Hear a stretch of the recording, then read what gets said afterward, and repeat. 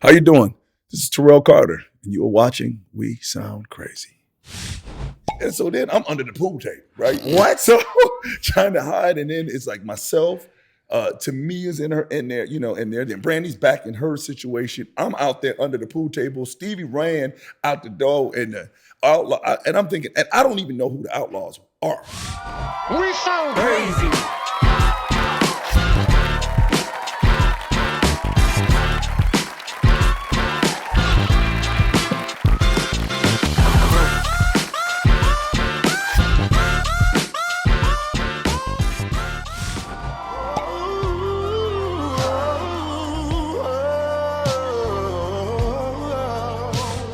Welcome to another week of We Sound Crazy, your official backstage pass to all things music and culture. Billionaire's here. What's up, y'all? Claude Kelly is here. It's your boy Chuck Harmony. I'm in the building. What's going on, guys? We got a very talented person in the hot seat. The hot seat? What you calling it? It's a hot seat. It's a good hot seat. Go ahead, Phil. We've got an actor, singer, songwriter, author. Mm-hmm. He's got new music he's here to talk about. Yeah, man. And he's got a show you may or may not have seen on Netflix, Beauty in Black. Right. You ever seen that? A hit show. A hit show. Yes. And he's also got an amazing book that you're holding over there, like that's already out and available. Problem Child. Yeah, Ladies and gentlemen, make some noise. Terrell Carter's in the building. Thank you so much. What's up, bro? Fellas, I'm excited to be on the show. Yeah, man. Happy to talk all things you, man, because you literally are wearing many hats. You're wearing a big one right now. That's good. You wear many hats. So, like, okay, singer, actor, author, and probably some things we don't even know about. Songwriter, too. Songwriter. Yeah. How are you juggling all of these things? Man, listen, in this industry, you got to juggle a whole bunch of things. That's if right. You want You to stay do. afloat, You you do. want to make it. But you know what? It all kind of just flowed. I followed into what was just happening at the time. I started working with Quincy Jones and started in gospel with Fred Hammond. A little producer. Okay, Hold on. Let's- So you're not going to just drop Quincy like that, and we're going to gloss over it. Right. You got to take us back to the beginning. How did you connect with Quincy Jones? Well, I started with, I grew up, well, he was a little older than me, but I grew up with Stevie J. And me and Stevie J were childhood friends. He would play as I was singing. We would always sing and play at funerals to make that $45. So Stevie and I became just would work a lot now. And he left home and went to go work with Jodeci. And I left home and went to go work with Fred Hammond. And we were all from Buffalo and Rochester. Yeah. And as I was working with Fred Hammond, I was on tour with Fred Hammond. It was Fred Hammond, Yolanda Adams, and Kirk Franklin. And I was whatever Fred did, and he turned around, I'd repeat with his runs and all of that. And the last day of the tour, which was called the Tour of Life, we ran into P. Diddy and Stevie came to the show. And when they came to the show, I hadn't seen Stevie in maybe like 6 years. And so he was like, yo, Terrell, how you doing? Whatever. We were all kind of grown up at the time. And he was like, dude, I'm working over here. You should just come work with me. My bags was packed. I was packed. Because at that time, they was Bad Boys and all of that. Super hot. It was winning. Yeah. And so I went there in New York, and now I'm coming from Fred Hammond. Yeah. And whatever's going on in the news with P. Diddy these days, I was a church boy. Different kind of oil. Oh, Different no, kind of oil. totally different kind of oil. oil. and even though like the guards and stuff, like whatever parties and everything that they're talking about right now, when I tell you the first night that I got there, I'm standing there thinking like, I look green. They knew I was green. So I'm looking there like, oh, let's, whatever. And they get ready to go out. The guy was like, no, you got to go home. I go, I never saw none of this stuff. So I'm looking like, I worked with these cats. And didn't see that. 100%. That all I worked, because we did the Chris Rock show. Me and Carl Thomas sang with P. Diddy and Mace, and that was my first gig with them. That's it was crazy. me and Carl Thomas just ad-libbing as Mace and P. Diddy was singing on the Chris Rock show. That was my first gig. That's a lot of singing right there. Yeah. Oh my God! And we was battling. It was so fun. Battling. Carl Thomas, I love. That's my boy. We was singing, and then maybe like 2 weeks after that. So I had moved to New York from Detroit. 2 weeks after that, Stevie was like, I got a producing gig in LA to produce Tamia and Tevin Campbell. you need to start learning how to write. I hadn't read, they would listen to my songs over where Fred Hammond was because they was writing over there. Yeah. And I said, let's go. So I went to LA with him, and they were signed to Quincy Jones, Quest Records, Tamia and Tevin Campbell. And so I was writing, and I wrote a song on Tamia's album. They used "You Got the Best of My Love." Yeah. And the song is called "Falling for You." Yes. Think I'm falling for you. Oh. And then that's the first song I've ever written on an artist. And that, and I did not know that. yeah, and then wrote that, and then I don't know if you guys know who Mark Kitchen is. He's MK now, though, big now, and in the house world now, Okay, MK. But his name is Mark Kitchen. He was like working under that whole Jay Brown and all of them as well on Quest. And he and I ended up writing a song together for Tevin Campbell. Tevin Campbell's last single called "Another Way." It was his first single, and we did a song. Stevie did some songs on him. And we just presented the song to Quincy and them, and they was like, no, we like this song. And when we got that, of course, I'm excited. I'm like, I got a song on Tamia. And the first single on Tevin Campbell, who at the time was, big, still, and I still think he's big. I don't think people go away. We've had Tevin on the show and given him his flowers. Tevin is having an incredible career. Incredible career, incredible voice. I did a play with him one time called, we did the Love Jones play, but let me go back. And then we'll talk about it. But when he sang the song, and I'm sitting there thinking, this is unbelievable. So we got the first single on Tevin Campbell, and then I was just from Fred Hammond. So like I said, I was just so square, and I was about 150 pounds, and I was 6'5". I couldn't, and so they decided when they were done, they were going back to New York. And we had been out there a year, and I met new friends. I knew everybody at Quest Records. And so Jay Brown at the time, who was over, you guys know Jay Brown. He was at Rock Nation. Yes, Jay Brown was like, yo, man, you should come over here and just start writing for us and whatever. And I got an extra room if you want to rent this room out. I was like, all right, I guess, And as I was doing that, Quincy's publishing company was going on at the same time. So she was like, Quincy heard the songs, and he says, you know what, man, I'm going to give you a publishing deal. And with no release requirement. I didn't even know what release requirements was. That's but crazy. I realized at the time what Quincy did is he said, later on, he was like, I see something in you that I know that you can be and become. And I'm not going to put pressure on you to try to figure it out now. Yeah. And I didn't know how great of a deal this was. Yeah. Getting that $5,000 a month, and I ain't had to pay no release. I'm just getting it. And I just sat there and I was able to write songs. I was able to write. I was writing with Eric Dawkins and people like that. And because I met Eric through Fred Hammond. So we had that singing thing, and so we would write a lot of stuff together. But Quincy really, really, really helped me, man. What's the most valuable lesson you learned from Quincy?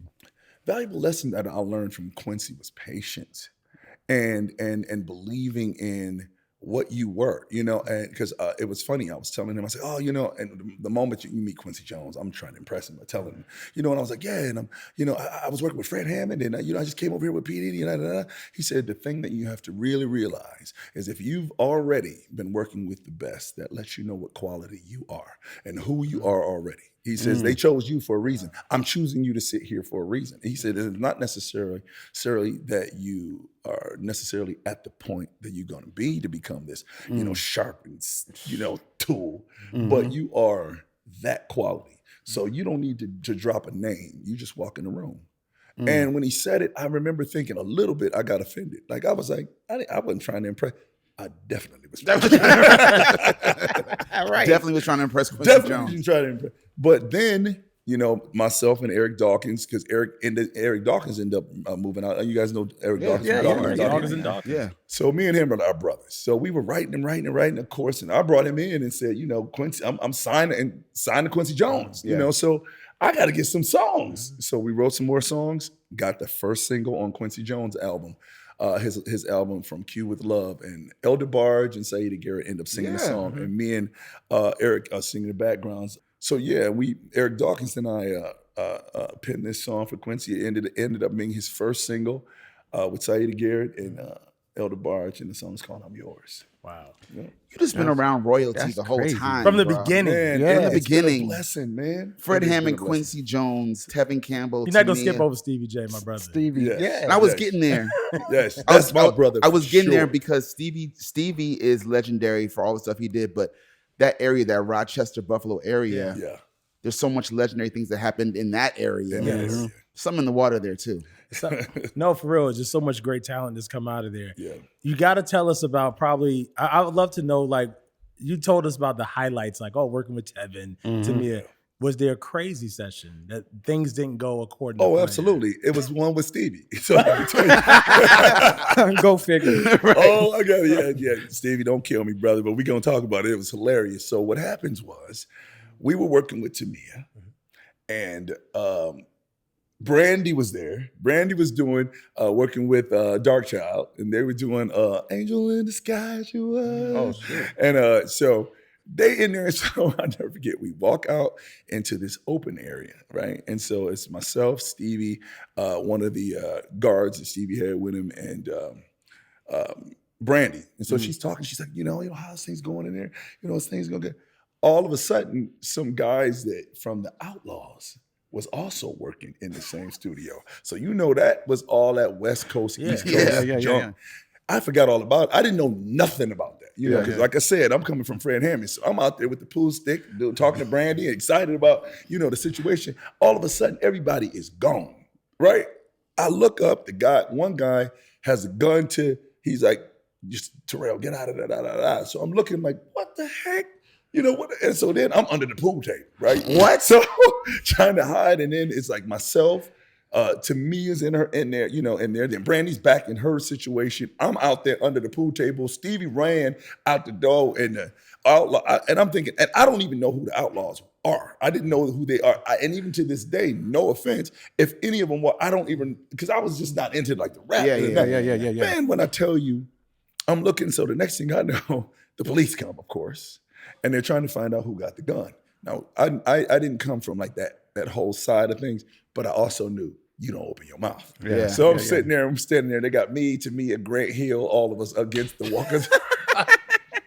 What? Grant, the wall. I love it. Grant. We were all up against the wall. And then, they just let us all, because Tamia and Grant were dating at the time, Yeah.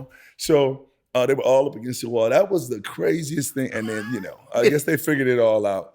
But that was the closest that I'd ever gotten to any That's craziness. insane. But I think what had happened was it was just somebody said, "Oh, y'all." They said something like, because Biggie had just gotten killed, like I guess maybe 2 years before that, and they said a little something, but they wasn't. The guard wasn't playing. He was like, I didn't know if they were joking. I don't know what the case was, but we got a lot of people in here who ain't about that life, and I'm here to protect y'all. So he protected us. Great guard, number one. Great guard. But just the visual of Tamia and Grant against the wall, love you them. against the I wall, was getting ready to Brandy say, I hiding in the love them. studio. Hell, I was against the wall. That's all I could think of. And I was like, I couldn't believe, it just was like, oh Lord, I should have stayed with Fred Hammond. Should have stayed with Fred. During that process, like, since it was like your first time writing and stuff, what was your mentality? Where's your inspiration coming from for writing? The gospel world. I still, even when you listen to the songs and what they're about, it had these overtones of me talking to God. You got the best of my love, and we did I think I'm falling for you, but the way that I was writing the verses and stuff that I wrote, to me was, you give me every reason just to love you, baby.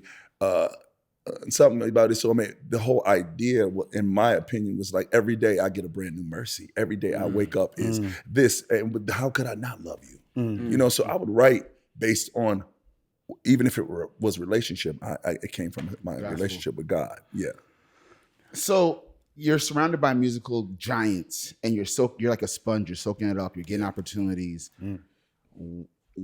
How do you get from there to, obviously there's solo stuff, but then you add actor to the whole thing?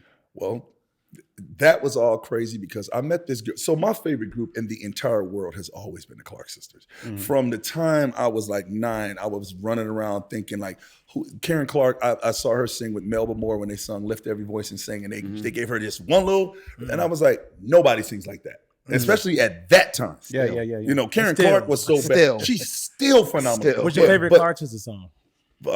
my favorite Clark Sister song actually is Jesus is a Love Song. 100%. Jesus is a love Love that Song. song, yeah. It's just unbelievable. Yeah.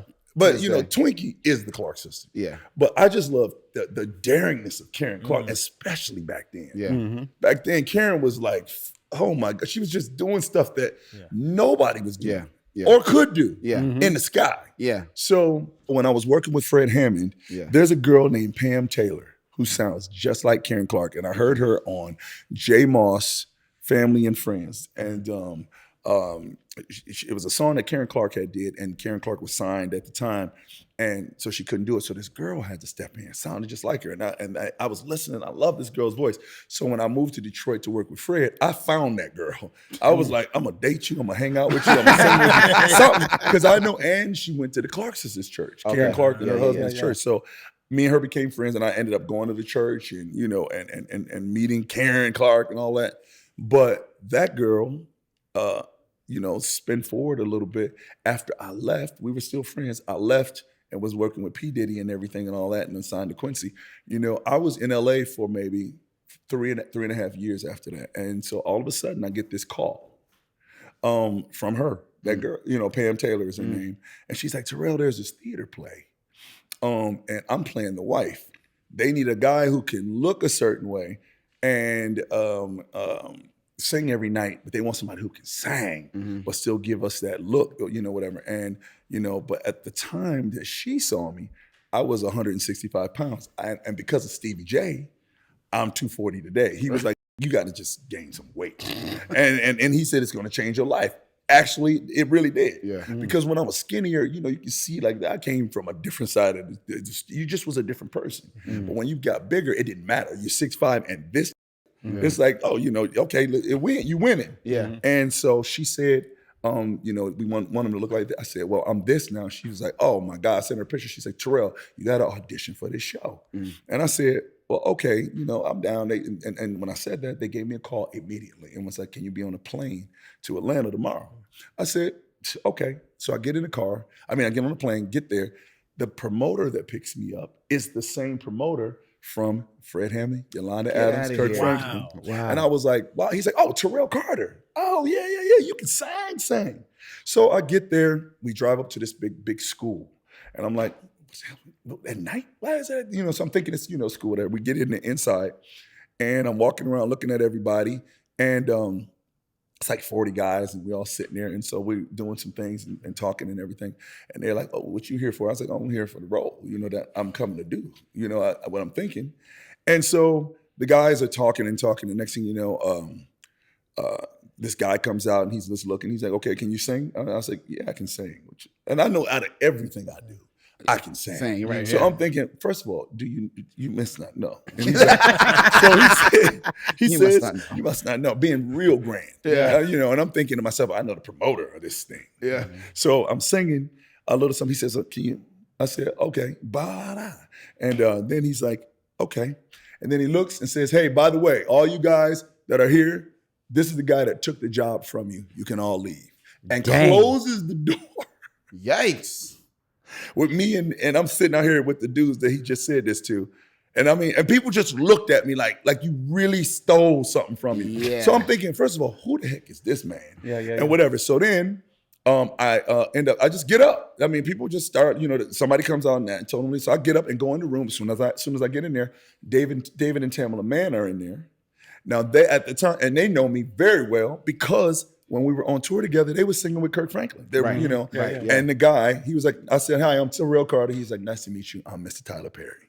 Jeez. Wow. And that's, the whole thing. And so then Pam Taylor, she plays my wife in the first Tyler Perry play I was ever in, Medea's Class Reunion. So you did date That's her. crazy. You did end up dating Dated her in another way. Dated another way, yeah. Right, we were married, but she cheated on me, and that's the problem.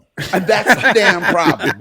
That is a crazy story. Do you remember what you sang at the audition? There's not a friend like the lowly Jesus. Not one. No. Not one. All right now. Yeah. He's all right now. That's enough. That's early. Tyler was like, him He's like, let me in, get the that. rest of you guys out. Yeah. That is because okay, first of all, at what so you didn't know who Tyler was when at that point, obviously. You didn't know who Tyler Perry was. At This that is point. early 2000s. This is early 2000s. Yes. So this is the beginning of a whole nother era of madness and bigness. greatness to be Yes. working with. I'm coming Yes. from Quincy Jones right to the beginning of Tyler Right. Perry. So I want to take it back from Fred Hammond, From Fred Hammond. P. Diddy, Stevie J, Quincy Jones, And then now straight to Tyler Perry. Yeah. Blessed life, bro. Blessed. Yeah, man. So with that said, we did the whole Madea class reunion, and then I did Meet the Browns and What's Done in the Dark, and then he did his first movie, Diary of a Mad Black Woman. Yeah. And I was just on set with braids, coming from the other shows, trying to see things. And one day they did they had the set already ready for the church, and he comes out and was like, I won't say who it was supposed to play the pastor. And he just going on, and you can see Tyler's face. He's upset. He's upset about something, and he's like, so I don't know. You wanted to do this? Because I did the demo for the song, Father, Can You Hear Me? Yeah. And so I had already did the demo. He was like, you ready? You gonna be the pastor in this. I was like, wait. Like, I don't know none of the lines. I don't know. He was like, cut your hair. Do you want it or not? I said, hell yeah, I want it. Cut my hair. Next thing I know, because the church was already full. And I was on set and I didn't know none of the lines. I had not rehearsed with these people, but I did the demo for the person that was supposed to sing it. And the next thing you know, Father, can you hear me? Yeah. And then it was number one. The movie was number one. The song was number one. And so That's a definition of always be ready. you have to always be ready, man. Always be ready. Because you never know. You never know. No, you do know. It's coming. And especially, it's like, it don't matter how good you are. I'm telling you, I've lost some opportunities too. So it's because, the timidness and all of that. No, you got to just be ready. Be ready. Ready. And it's ready. coming. Yeah. Especially if you have that kind of background happening. I was blessed to be working with Stevie J, Fred Hammond, then Quincy Jones, and then Tyler Perry, and it was great. And it kept on going. I mean, Any point during that period, did you feel like, my life changed forever, or was it just a constant grind through the whole thing? Well, we'll get into my book later. My life changed forever when I walked out that door. And I always felt that way because it could get no worse. So I felt like my life had changed forever. I walked out of that door to Fred Hammond. Yeah. Changed. Yeah. There was no comparison to how I grew up, to where I was anyway at that point. So my life had changed forever. The moment I closed the door and said, I will never see these people again. Wow. And I have not. And you have not. Well, they're all dead now. All of them. So we'll get into that. I'm excited to get into this, but Yeah. just since we're on the Tyler Perry thing, you're talking about walking in there and you have your braids and he's Tyler Perrying, which means he's directing and overseeing and visionarying the whole thing. Yeah. He's so famous now. We know what he's done, what he's always doing, but from someone who watched him from such an early point, what is he like to work with? And I don't mean just like, we know that there's a mastery there, but Right. like, is he meticulous? Is he hard to work with? Is he difficult? Is he painstaking? Like, what are the days with Tyler Perry like? I can say this. I've known Tyler Perry since then. And when, and with what's happening now with him and everything, all I can say is what I've seen and what has happened and been my experience was never anything but professionalism, actually to the point where it almost made me want to quit because I've never seen somebody that was so on in so many ways, and then there was times when he was always on. He always knew where he was going. The discipline of this man, where there was times where I would have did a different thing. I would have definitely, or there were people that I would have been like, well, who is that? And all I could say is what I saw all these years, So, and there was times when even to watch him be who he was, that I was thinking to myself, you need to do something. Like, you need to go do something else. Let's just say that. You got to go do something. You got to go do something, like, because there's no way that I've never seen anybody that disciplined. Yeah. And I know him. Never seen anybody that disciplined. And I left for many years, left for many years, but to work with somebody who will make, you do, the only other person I worked with that did that was Beyonce. I saw, and I was like, everything's too meticulous. It's always, every step. But we did the Selma. She wanted 3 guys to sing behind her. And it was me, Tay Diggs, and somebody else it was supposed to be. And she just sang that song in that rehearsal. She did okay. She did good on the Grammys, but in that rehearsal, 40 times back to back. And I mean, singer killing, not just like, and I was like, oh, no. This girl can really sing. Like, I mean, she was tearing this stuff up so good. So I was, it was ridiculous. But anyway, back to Tyler Perry. You see all the legends he just dropped? Crazy. But man, I'm just saying, I was blessed to be able to, my grandmother before she passed, she said, you remind me of Forrest Gump. You know how he was just always in the right place at the right time. And he just moved from this to that, and things happened, and it just, she was like, that's just no coincidence. And I was like, you know what? I'm gonna walk in knowing that, again, with my story, that my steps were ordered before I was born. And there is no other explanation. No other explanation. And I can completely agree. But you're still working with Mr. Perry to this day on Beauty and Black. Yeah. Barney. Yes. Excited about it. You know what? That Barney, I've been watching it from the beginning. I'm like, I don't know if I can trust him on the show. He's playing and he's trying to figure out his way. Who do I align with? But how has this experience been? This show is a hit. Congratulations. Congratulations. So experience it's been phenomenal. I left for some years.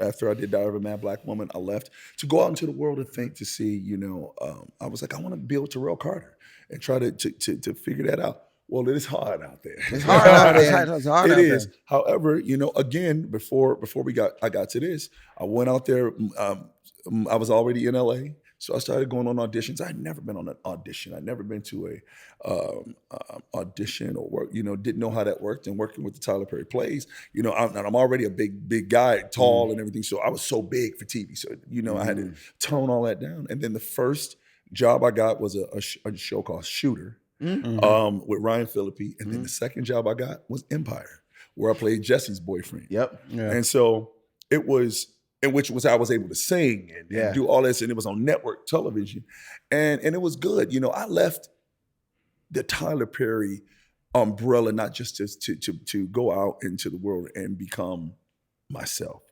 as Terrell Carter, and believe, because when you're working under somebody that you are getting job after job, it's great. It is great, and maybe I would have made a different decision, but I wanted to go out and say, I want to make sure that my name is my name because I actually went out here, not because I just got in the right place and then somebody keeps giving me. I want to see what I can do, and to get that job on network television, man, it just changed my life and my mindset of saying, this is who I am in this thing. Yeah. And Empire, Shooters, but Empire was one of those shows that was like a moment in pop culture. Absolutely. Like I remember when it was coming in, the billboards, the marketing, the advertising, the way it reintroduced the music industry lifestyle, just the whole thing, right? So it was cool to see that they were hiring people that could really, really sing, because sometimes they don't do that. Right. Sometimes like, I could have got it. You guys got a real artist to do this. Yeah. So it was refreshing to watch, because I've been following your career, just not knowing you, but just online and seeing different things here and there. And that show exploded for, I think, everyone on it in one way or another. It just exploded. It did. So at that point, what makes you decide to get back into the Tyler Perry business? Well, I think, like I said, Tyler Perry at the time when I was with him in the beginning, a lot of his shows and everything was very religious overtone. It was very much like, Hollywood wasn't a part of that. Right. And also, I lived in LA. I looked and I had friends of all walks of life. Yeah. I grew up in the church, and there were a lot of people that I would have never talked to if I had stayed in just that shell. And I realized, I was like, there's a world out there, and Jesus even went out into the world and did that. And I can't condemn you for being you and you for being you. And there were things about my own stuff that I was afraid of that I wasn't even. Right. Because I was in a shell that I felt like that was the church world and the religious side of things.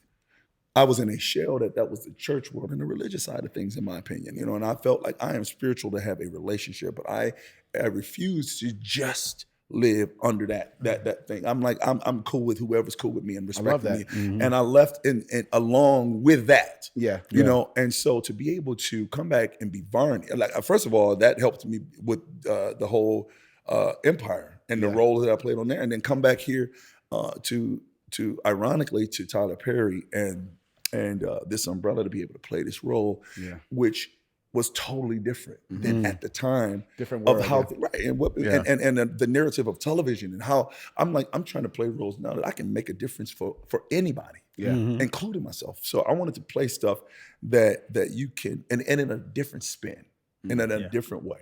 Yeah. And when he brought this role to me, he was like, so I want you to play this role and I want you to do that. I said, yeah, but if I'm gonna do this, I want it to the point where he's just this guy who is a man living regular, average, everyday life. He's not the butt of the joke. He's not this, and I want him to be able to be this. And the second season is coming. You know, I want him to be feared as well. I want him to kick people's ass. I want him to, do some different things. He's like, I'm ready kill to kick people. ass. And Barney killing somebody? No, no spoilers. But No I will spoilers, say, but- I wanted and then I'm already, twice as tall and big as the rest of the cast. So you see that, and the way that he shot me this time, you just wait until you see it. Were you hesitant? I'm just curious because even when I think about Empire and even now Beauty and Black. No, not hesitant at all. I don't even know what you're going to ask.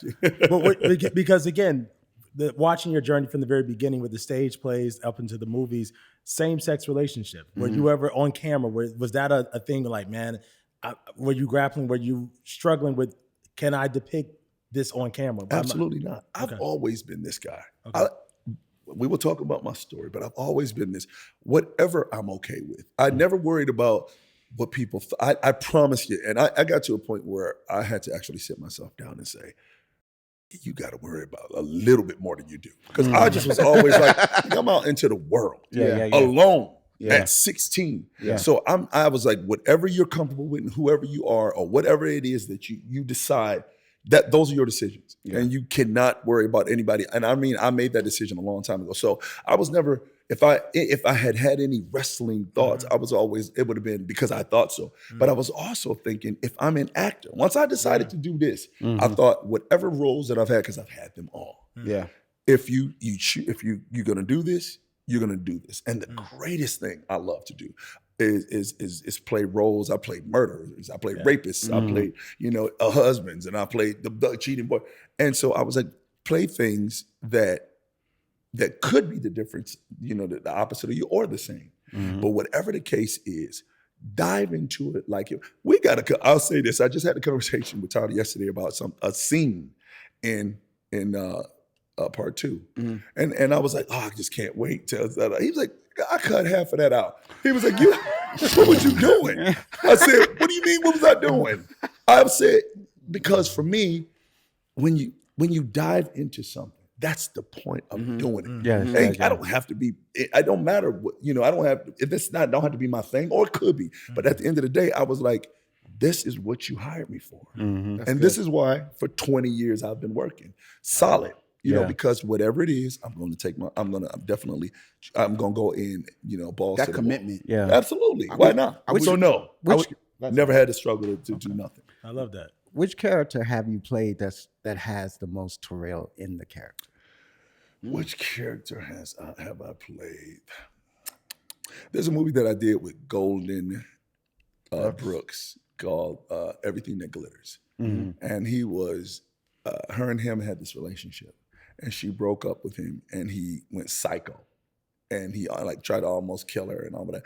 The reason, not that I'm almost, I'm like, you psycho now. I'm like, so no, we're all like, not that I'm again, but the emotional side of this guy, because of the way that I came up, and the traumas that I had to work through with therapy of abandonment and love and all of that stuff that a lot of us as Black people don't do because of where we were growing up. You went to a doctor or a therapist, he was crazy, and that is so far from the truth. The point was that I wasn't crazy, and so that's why I couldn't accept that shit that they were giving.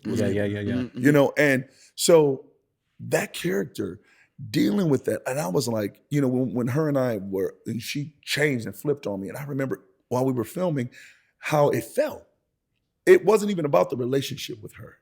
It reminded me of things that I was dealing with as a person. There were certain times that I couldn't have good relationships, good friendships, because I was going to leave them, or I thought they were going to leave me, or I would do something to sabotage them. I would self sabotage my, things that I've worked through all of this stuff. But that character was something that was really, really big to me. Wow.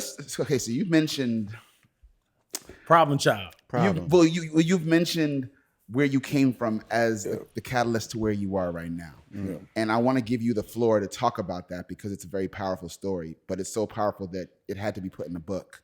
I was reading some reviews about this book, and everyone was raving not only about how honest you are in this book, but also you narrating it on the audio, which I always think is great when the person who wrote the book does that, because you get the personal, the honesty and the emotion. But you have a singular, very unique, very painful story that I think translates into the reason you sing the way you do, the reason why you're such a brilliant actor. And now that we were sitting together, just a very wise person. So tell everyone who doesn't know why this book is called Problem Child and why your story led you to where you are.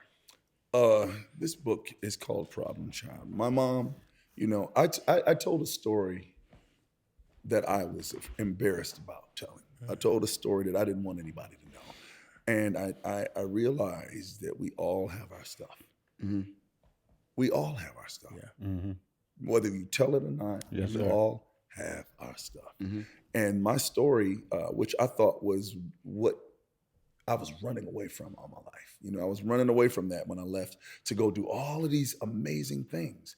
And then I realized as I looked back on it, as I get into it, was that this had to happen to me. So I could do this and be this. So I had something to give the people. So I had something to pour into people. God to me gave me this because I was the man for the job. God gave me this origin. My mom was 11 years old when she had me. She was special needs, one leg amputated at birth. She was, all her organs were failing, and she was, soon to pass away. And my dad molested her, because she was the baby in the family that they would just keep, she was special needs. And he was 26, good looking, tall, strapping. I looked just like him. And he was molesting her. And he was 26 years old, and he molested her. And then a member of the family. Huh? Oh, no, a member of the same family, yes. Wow. And she was 9 months pregnant before they realized she was pregnant, because she was heavy, because of her medication and everything. They thought it was a tumor. So they were getting ready to do some ultrasounds and all that, well, whatever you do for the tumors. I guess the same thing. And they realized that there I was, and that it was too late to do anything else. Yeah. So my mom had me. Now I come home to this family where my dad was the golden child of that family. So, she was the baby, that's the word they use at the time. Yeah. And so here I am just sitting there as this baby who is under this cloud of secrecy and suspicion, and nobody really, they're more shocked that she could have a baby first. And then people started stopping and said, well, wait, hell, whose baby is this? And of course, he wouldn't admit that, and nobody knew until I slowly started just growing and growing. And my mom was, like I said, handicapped, one leg amputated at birth, like a 4-year-old, all her life. And here I am, this man. And I remember being 5 years old, and that's when it all hit me.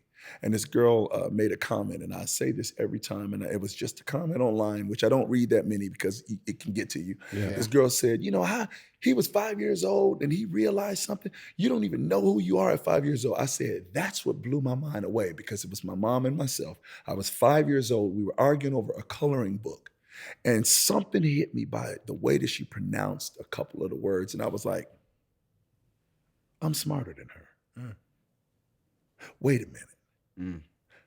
I can't be mean to her.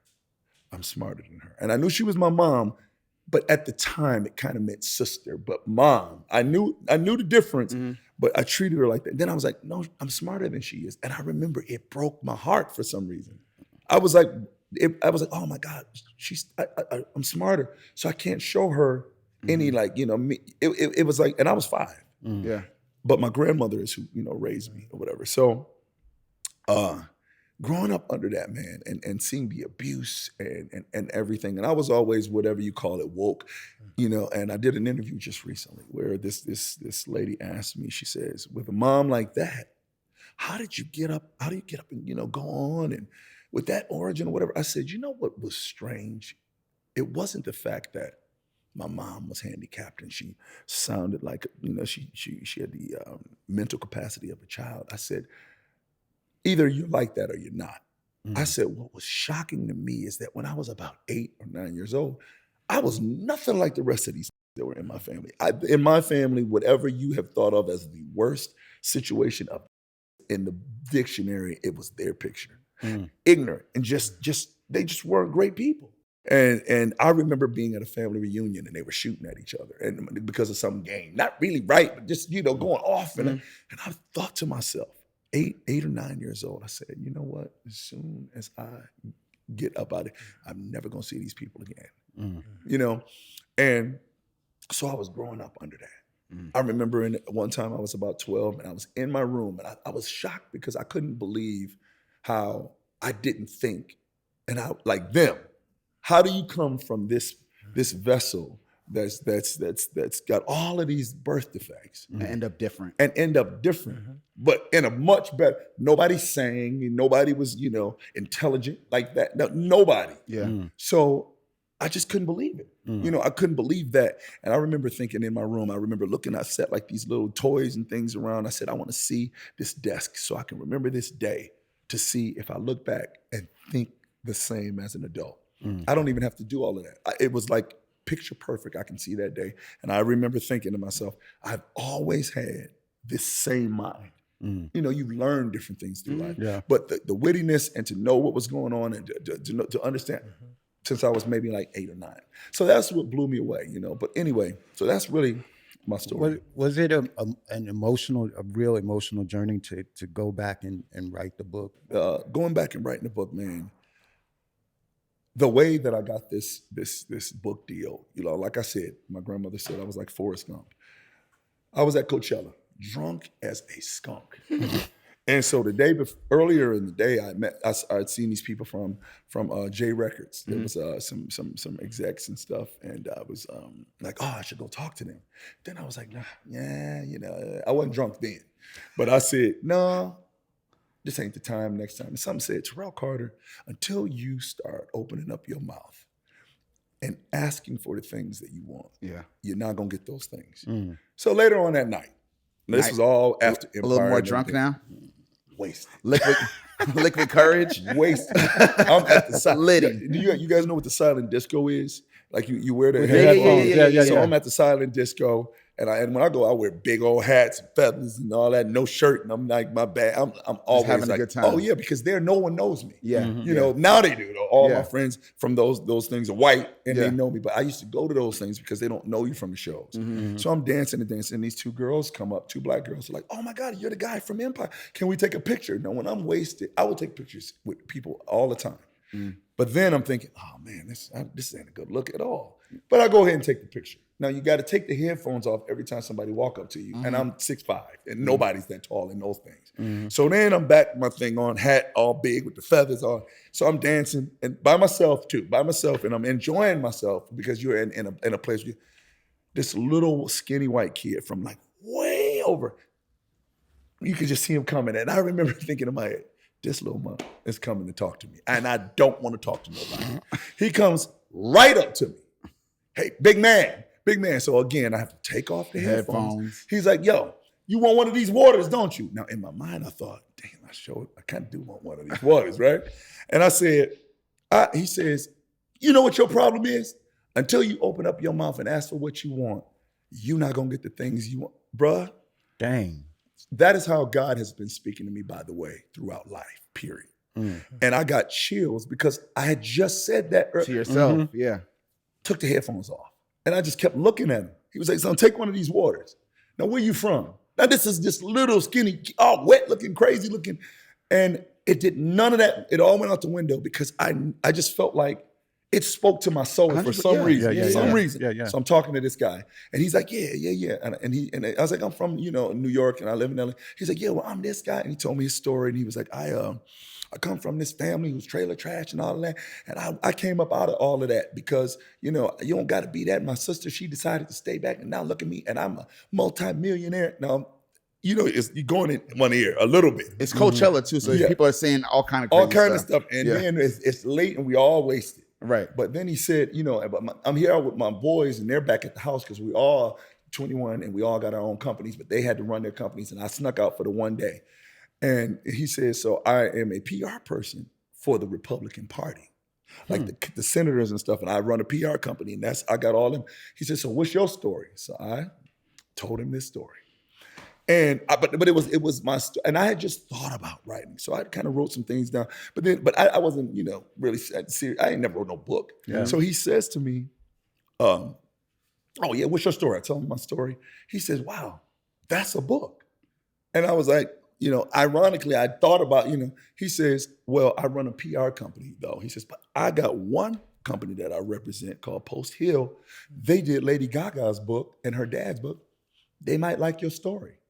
Send me the synopsis." I sent him what I had, which wasn't even a synopsis. I'm not a writer like that. I am, but not like, I hadn't had. I sent him that. That was Friday. Wednesday, I got a book deal.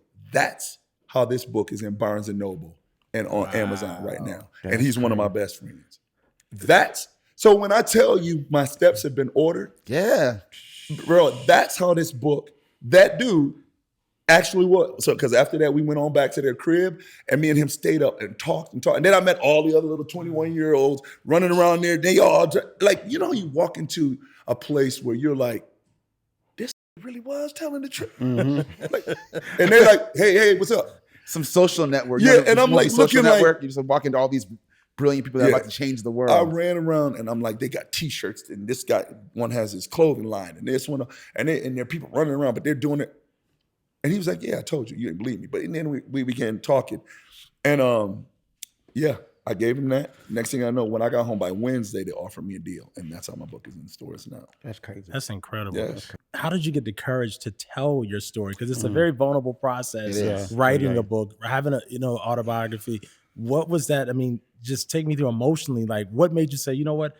Is it healing for you? Is it part of your or you were like, I want to share my journey? What was the inspiration behind actually being so honest? Well, back to his question, I thought I had healed from all of that. I thought I healed when I closed the door on those niggas. I wasn't. There was things that you don't even realize today that you are not healed from.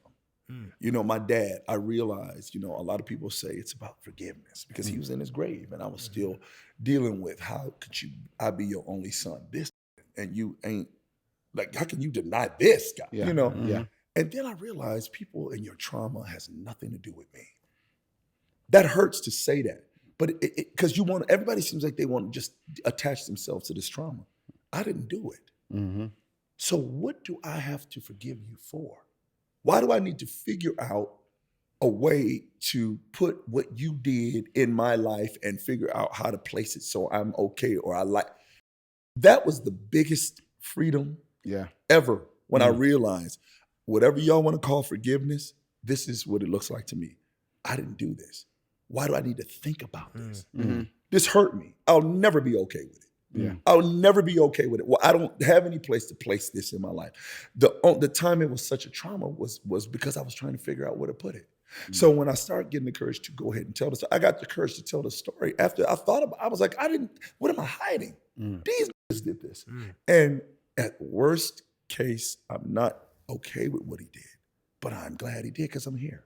And I'm here to tell a story. And this is the story that I have. I used to think I was here to sing and act and all of that. It's all of it put together. It's all, but this is why I can have compassion. This is why I can love on a level sometimes that is almost, that it hurts me. When I can hear people's story. I can meet them right where they are. Yeah, man. Well, then definitely I can sing to you and say certain things. Let's give you a message. But that's what gave me the courage. But as I was writing this, like back to what you said, I was writing in a coffee shop and I just broke down into tears.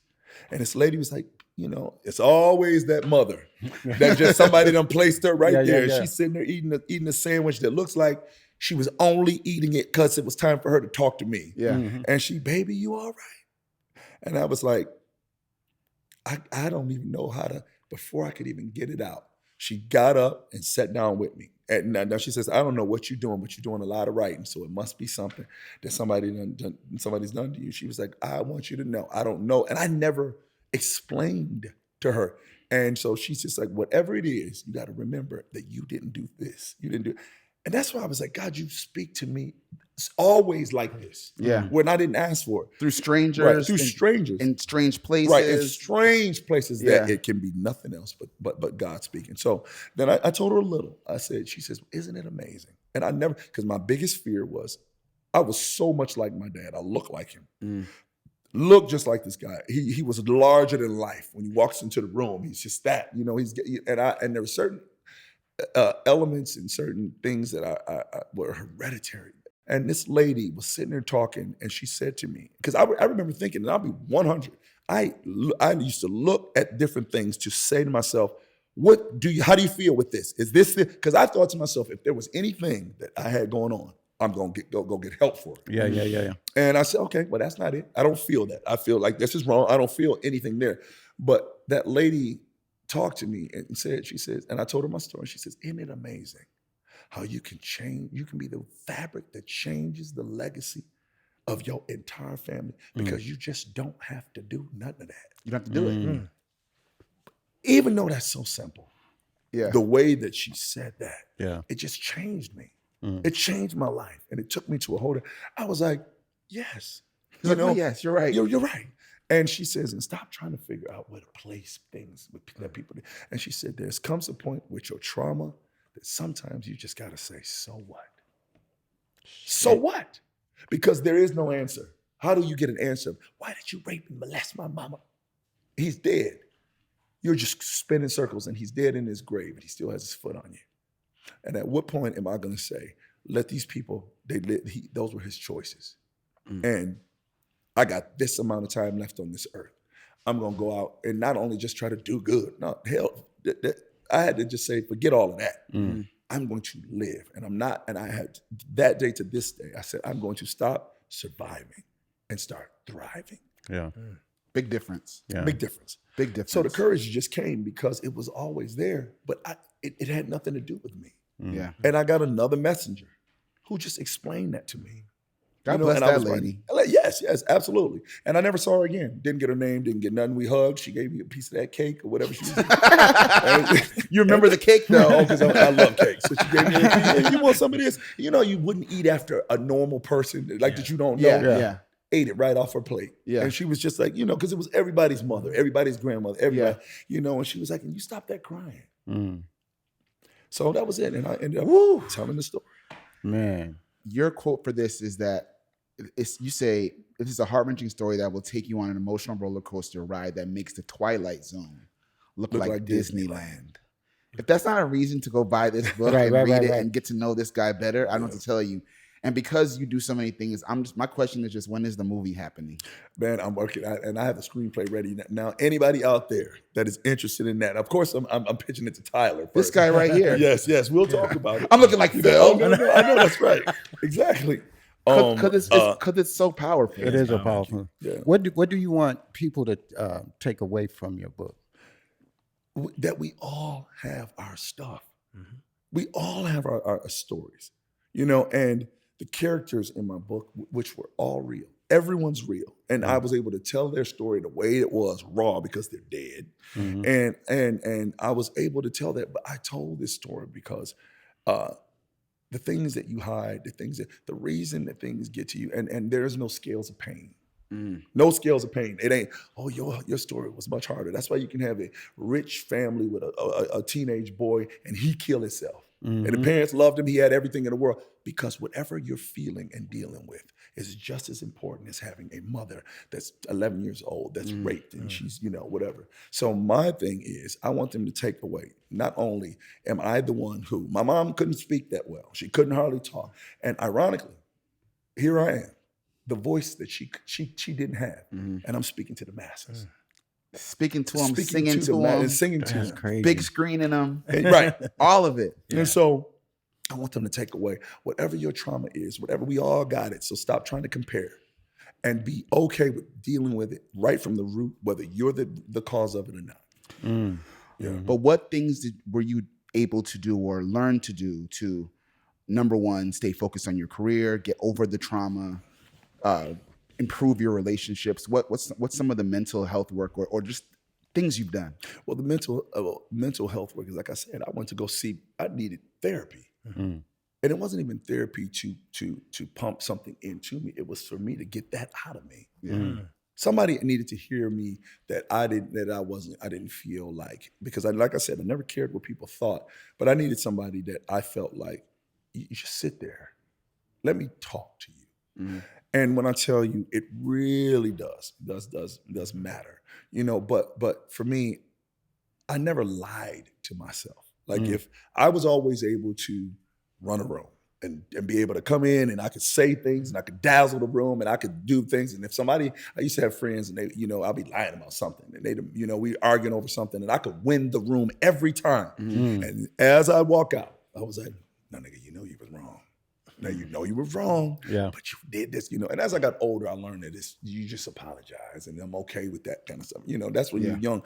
But what I was so grateful for doing all the time is I never, because I would always tell myself the truth, I knew what the boundaries of life really were.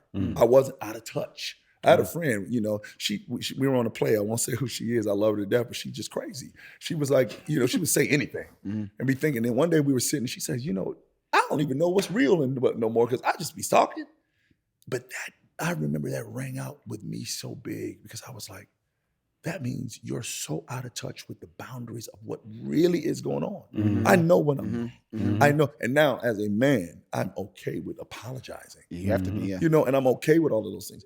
But working on your mental health, it is nothing to be. My mom was special needs. Mental health is a big thing.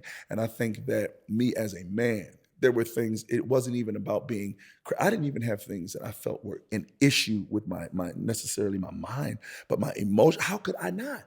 How can you go through that and not have things that how did you know? You know, and I realized, how do I know what love is? I've never been loved. I didn't know. You know, I had to deal with a therapist to teach you things that you never, your guidelines to love are off. The guidelines to who you're interested in is off. The guidelines to how do you treat people. It's I don't care what people say. It's not about your preferences. It's not about your thought, your sexual desire, because all of that is all crazy and off, I promise you. Because you're placing things where you think they should go versus where you've been taught as where your parents have taught you or your things. And yes, I grew up alone and I get it. But there were still times when I was in relationships and I was you beat someone up because of nothing. Because that's what I learned. That's all you know. That's all you know. So I listened to this heartfelt piano ballad this morning called I Want to Be Loved by Terrell Carter. I wrote that song because that's how I felt as a man, you know, in the United States and in the world, period. The least amount of love comes to men. When it comes to, you're supposed to be the head of your household. You're supposed to, you know, always stand up for this, that, and the other. And you can't cry. You know, what kind of bull crap is that? Take it on the chin. What kind of crap? I'll never forget, you know, I had some procedures done and this girl, they were like giving me the anesthesia and she was sticking me in my head. And a girl said, come on, man up. I said, who came up with that bull crap?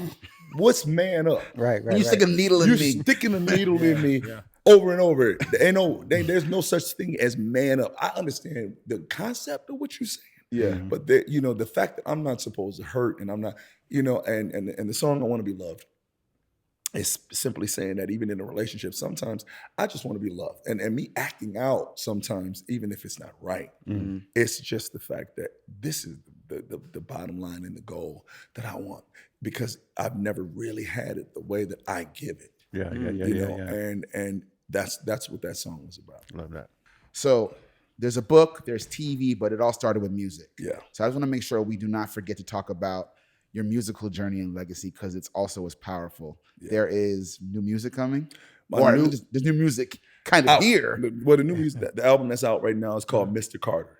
Okay. And the reason that I chose that was because it's like coming of not age or not experience, but it's from me getting to that point where I deserve to be called that because I was born the problem child. Mm-hmm. And now I'm Mr. Carter. I'm that kid that nobody wanted into this man that everybody is respecting. Yeah. Mm-hmm. And that's why this album is called Mr. Carter. I love that. I love that. Because it really does tell your actual personal story. And it's telling that story from top to bottom, and I have some interludes on there. You got to go check this out. It's called Mr. Carter. It's online now everywhere. Who did you work with on the album? I worked with some producer. I worked with this producer who was actually a young, a fresh producer who hasn't really done much. But wait until you hear the songs that he produced. Okay. And I worked with you guys know Herman Peanut Johnson. He's like that. Yeah, Peanut. That's the homie. I've been working with him for years. So he and I did some stuff together. And then I got this new writer named Brandon Seabrook who did this song called Walk by Faith. It's the last song on my album, and we did a video to it. But I didn't understand how this man wrote this until I heard his story. Mm-hmm. And he told me, he says, your story is a lot, like mine. And he said, I've been trying to get to you. And I was down to the last little piece of the album. And someone in my circle told me, it's so funny that I was walking in my building and somebody, and I thought, how you know I live here? Like, who is this cat? Right? Kind of creepy, like, no, right? He was just so happened to be coming by. Mm-hmm. And he was like, oh my God, Terrell Carter. Oh my God, Terrell Carter. I got a song for you. And he played this song. And I was on the last song of my album, and someone in my circle told me, it was like, Terrell, because I tell, my whole story everywhere I go. And he's like, Terrell, if you don't see how this just summed up everything, that the songs just ran right to your front door. Mm-hmm. This song, and so I really believe this song. It's a song called Walk by Faith, and it's just it blows you away. It blows you away. But yeah. The book yes is out and amazing and honest and raw. And of course you can watch him on a hit television show right now. Right now. Beauty and Black. That is also the second season is out right now. So that's gonna be. I don't know what y'all think about this second season, but I'm telling you, it's amazing. It's better than the first. It's because we were blown away when we read it. So now that you guys are watching it, I'm loving all the feedback from the show. But I appreciate it. Make sure you follow us on all platforms at We Sound Crazy and WeSoundCrazy.com. So Problem Child, the book is out, available anywhere you purchase your books or listen to audiobooks. Mr. Carter is available right now. Yes. And Beauty and Black Season 2 is out right now. Right now. Thank you for coming, bro. Thanks, Terrell Carter. Appreciate you. Absolutely. Thank you guys for having me. I appreciate it. Absolutely. Have me back. I'm coming back. No, sure. We want to know everything that's happening all the time. Absolutely. Until next time, We Sound Crazy, and we are out of here. Peace. We sound crazy.